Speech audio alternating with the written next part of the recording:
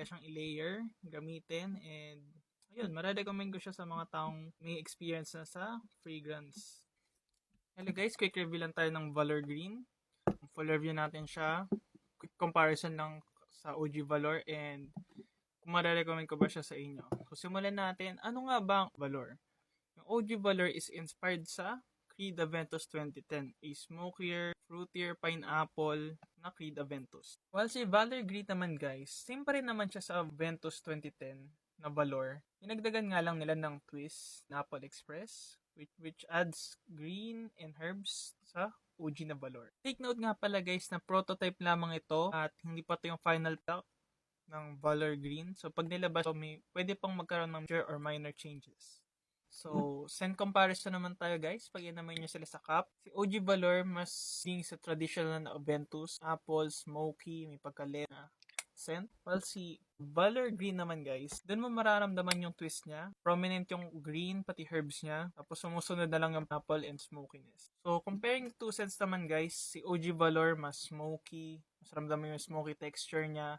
Mas matamis yung ano niya, yung pineapple. May pagka-sugarish na pineapple siya sa akin. Well, si Valor Green naman guys is, yun nga, prominent yung green niya at herb. Tapos, yung apple niya naman is more on the fruitier pineapple compared sa OG na Valor or old batch ng Valor. So, performance and longevity naman guys. So, based on my experience ng mga kakilala ko, mas lumakas na si Color Green compared sa mga OG Valors na old batch. Mas projecting na siya, mas tumatagal na yung longevity niya, and yan. Siguro dahil sa Apple Express, ewan ko if nag-factor yon, pero mas projecting and mas long-lasting to para sa akin. Best time to use naman for both fragrance, si Valor.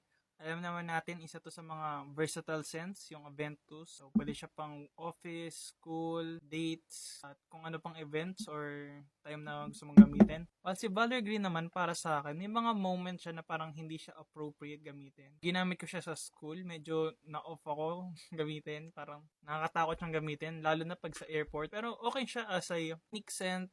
Pwede nyo ipang party or going out with friends or family siguro pag gusto nyong mapansin.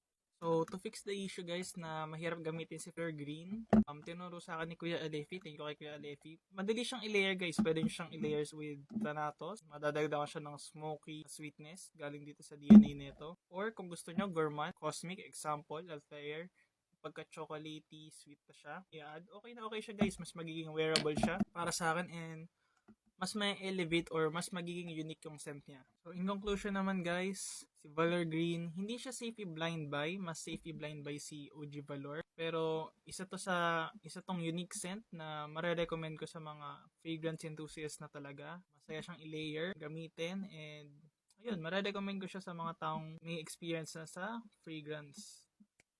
Valor Green.